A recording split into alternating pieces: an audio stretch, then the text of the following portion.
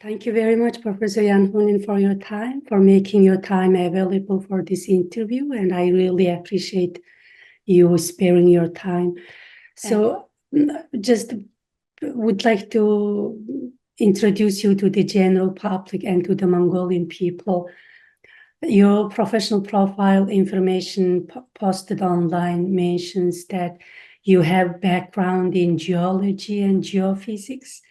And I wonder, why did you choose to pursue your academic career in the field of linguistics? Okay, it may be a misunderstanding. I started as a linguist. And when I had already graduated as a linguist, I was a specialist mainly in the Uralic, but also in the Altaic languages. These were two subjects in my university. But I also became interested in geology because I find the perspective of time in geology very similar to what we have in linguistics. So we have to understand the process of evolution and also the impact of time on our environment and on language. So they are actually very similar fields. So when I was a student, I studied not only in Finland, I also studied in Hungary with some very famous scholars. One of them is still active. His name is Rona Tash. He's mainly known as a Mongolist, but also an Altaist. And then I studied in Japan under Professor Ikegami, who was a specialist on the Tungusic languages. But when I was in Japan, I also started studying geology because Hokkaido and Japan is a very interesting region geologically, so I had a chance to do also some geology. But I remained a linguist all the time. So then my first topic of research were the Samoyedic languages. It's the easternmost branch of the Uralic language family, to which also Finnish and Hungarian belong. And but I also studied at the same time Altaic studies, which included languages like Turkic and Mongolic and Tungusic, and also Japanese and Korean. So I did some study of all these languages. But then somehow Mongolic and Tungusic became my main objects of fieldwork, which I started in Siberia and in Manchuria and also in Inner Mongolia in the 1980s. I've done fieldwork mainly on some Mongolic and also some Tungusic languages.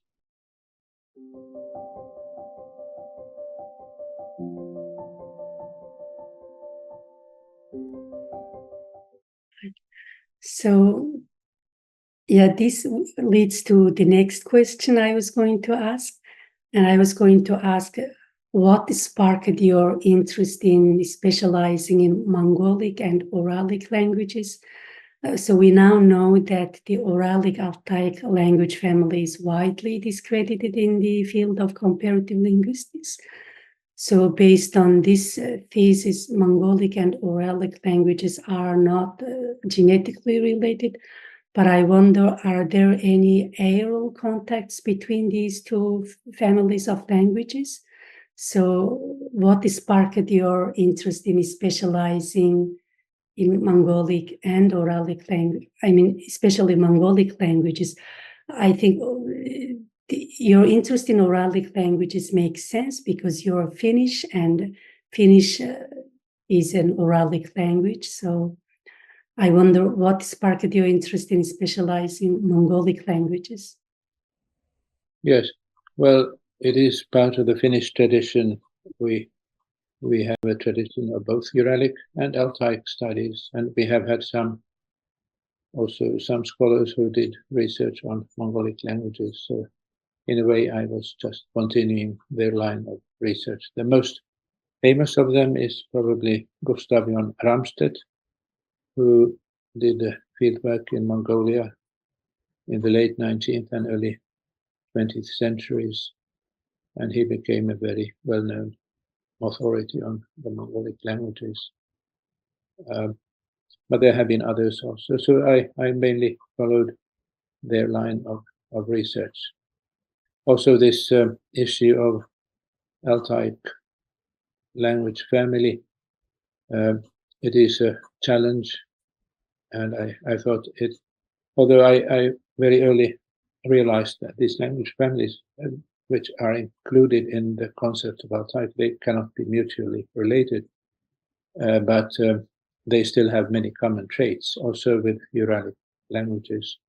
And this is a challenge to understand how come they are so similar in some respects without being related. And this is, of course, due to aerial contacts, which form a very complex network. So this is my main topic of research. Right. Thank you so much.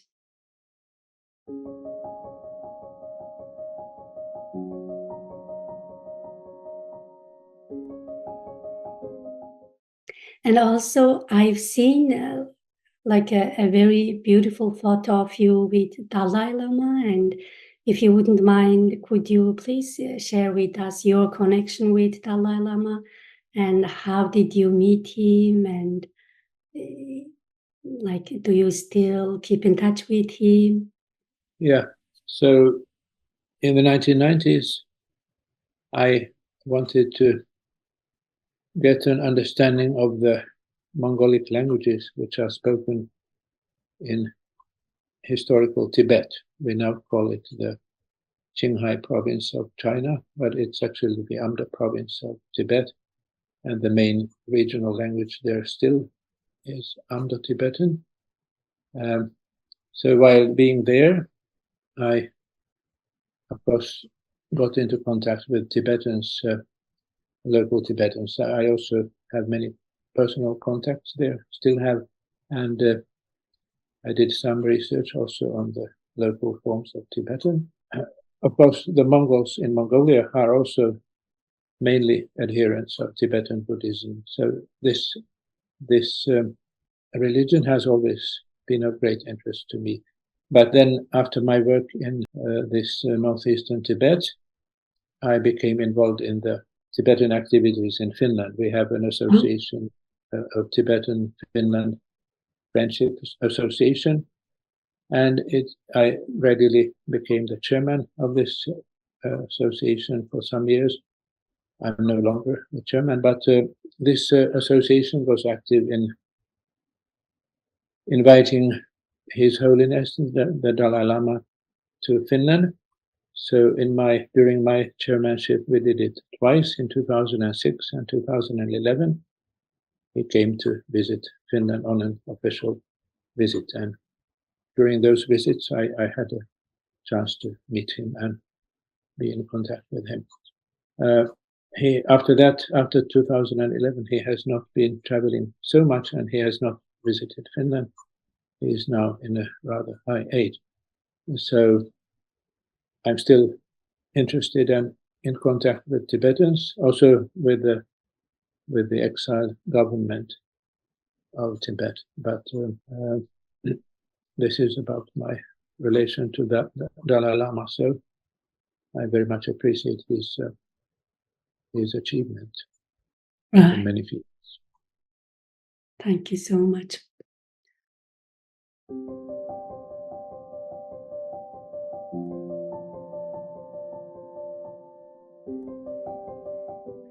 So could you please explain the chronological and linguistic differences in Proto-Mongolic, which is Middle Mongol, sometimes it's called Middle Mongol, Para-Mongolic, and Macro-Mongolic with regards to the evaluation, geographic base, and expansion, as well as the speaker populations and the contacts with speakers of other non-Mongolic languages within the context of the Proto-Mongolic, Para-Mongolic, and Macro-Mongolic.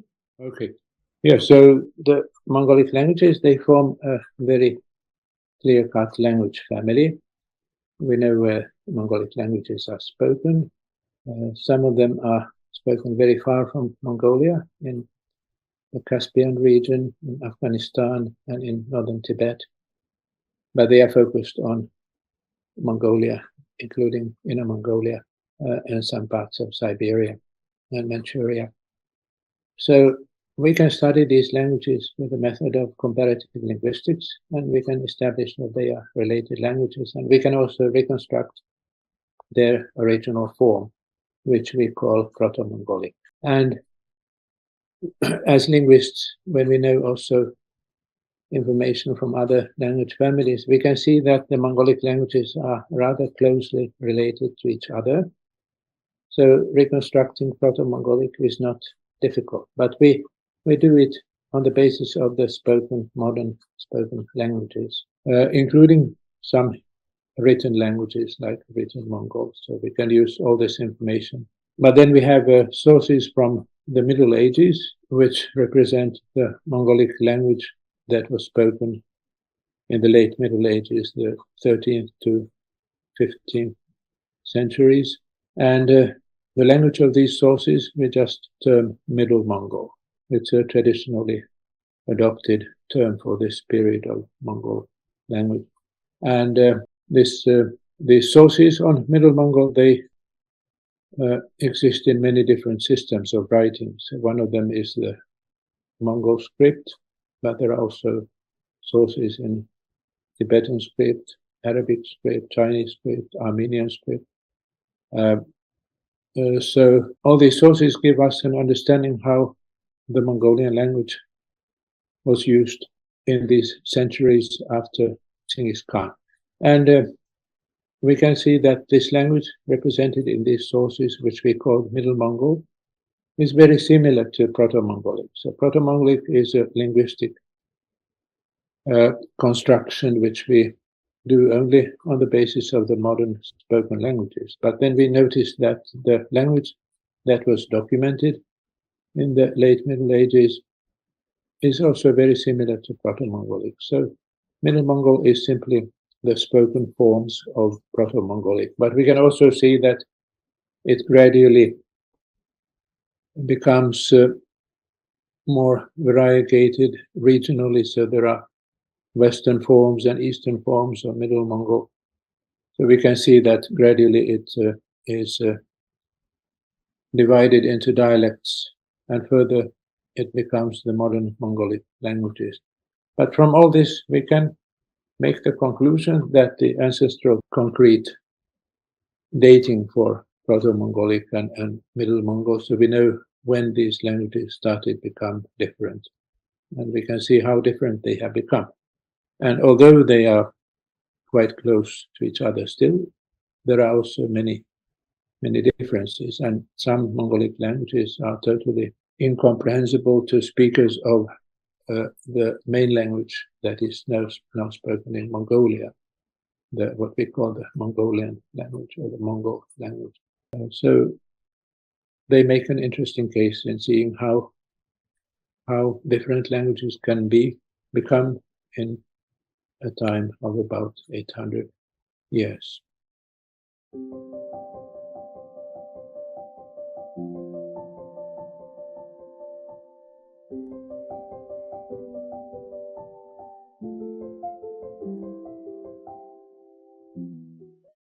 But then, actually, only since the 1960s, there has been a growing understanding of another language, which is the Khitan language. And the Khitan language was spoken in the empire of the Liao, which was founded by the Khitan people in the 10th century, so before the historical Mongols. And they wrote their language in two different scripts, which look a bit like Chinese script, but they are not identical with the Chinese script. One of them is known the small script, which is a syllabic script. It has separate characters for every syllable of the language, more or less. So there are just about 300 characters that are commonly used. And this language, this script has been now deciphered to some extent. I also myself contributed to this together with my Inner Mongolian colleague, Oyunchi. And on the basis of this decipherment, we know already many things about the Khitan language. There was an Australian scholar, Daniel Kane, who has published the main book in English about the Khitan language and script, and it is still the basic source in English about this language. We know that Khitan was a language related to Mongolic, related to Proto-Mongolic, but it was not Proto-Mongolic, and it was not simply an earlier form of Proto-Mongolic, because it's in many ways quite different from Mongolic and Proto-Mongolic. So it must have been a language that was parallelly or collaterally related to the Proto-Mongolic lineage. So we call this lineage of Khitanic Para-Mongolic because it's a parallel lineage to Proto-Mongolic. And our understanding of Khitan is still not perfect. So it's difficult to say how far Proto-Mongolic and Khitan were as languages, but it seems that they were quite far, so probably more than French and Italian, but they were still related, so they must have had a separate history of at least several hundred years, maybe more. So we call these lineages the Proto-Mongolic lineage and the Para-Mongolic lineage, but together they form a language family, and we call this language family the Macro-Mongolic language family. So it's Mongolic plus Khitanic. And this Khitan language, which survives in the sources written in the Khitan scripts, it was the official language of the Khitan Empire, or the Liao Empire. But there very probably were also other related languages, which we call Khitanic, the Khitanic languages, spoken by the different tribes in the Khitan sphere. And when we go further back in history, we can make the conclusion that the Khitan language descended from the language which was earlier used in other states in this area, especially the Northern Wei Empire or Northern Wei Kingdom, which is said to have been founded by a people called the Tabgach or Toba. So apparently these people also spoke an early form of a Khitanic language, although we have no direct documents remaining from their time. So these Khitanic languages were centered on southeastern Manchuria. There is a river called Sarmurun or Siramurun, Yellow River. It's a branch of the Liao River in southern Manchuria. And this was the central area of the Khitan. And to the south of this area, there must have been a region where these Khitanic languages were spoken. And there are also reasons to assume that this was also the region from where the Proto-Mongolic lineage came from. So this was the original place where the Macro-Mongolic proto-language was spoken, somewhere to the west of the river Liao, in southeastern Manchuria, or in northern China, south of this region. So we know that at the time of Genghis Khan, there were still Khitan people around, and some of them were employed by Genghis Khan in his administration, and the Khitan language was still spoken in Genghis Khan's times, and there were actually more speakers of Khitan than there were speakers of Mongolian at Proto-Mongolic at the time of Genghis Khan. So apparently the Proto-Mongolic lineage was a northern offshoot from this Macro-Mongolic homeland in southeastern Manchuria. There was a northern offshoot which was then ultimately centered in the basins of the Onon and Argun and maybe Hailar rivers in the region which is today the Eastern Aimak, the Tornat Aimak, and maybe also the Hulunbuir area of Inner Mongolia. So this was apparently the region which became the homeland of the Proto-Mongolic branch. And this is also where Genghis Khan was born, on the Onon River. And we know from history that Genghis Khan organized a political unit which gradually encompassed all the tribes that spoke Mongol-related languages. And some of them may have had differences, like dialectal differences, compared with the speech of Genghis Khan, but this one form of language that was apparently the language spoken by the tribe of Genghis Khan became dominant, and this became then the ancestor of all the modern Mongolic languages. So, and it was this form that then spread thanks to the state founding of the Mongols to all over Mongolia, and then also to all over the Mongol Empire.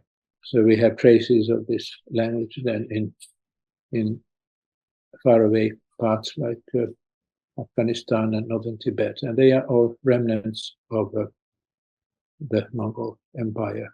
So we have, in a way, three homelands. We have the Macro-Mongolic homeland in southeastern Manchuria. Then we have the second Proto-Mongolic homeland in northeastern Mongolia or northwestern Manchuria, where Genghis Khan was born. And then we have the later homeland of Proto-Mongolic, which was Mongolia itself.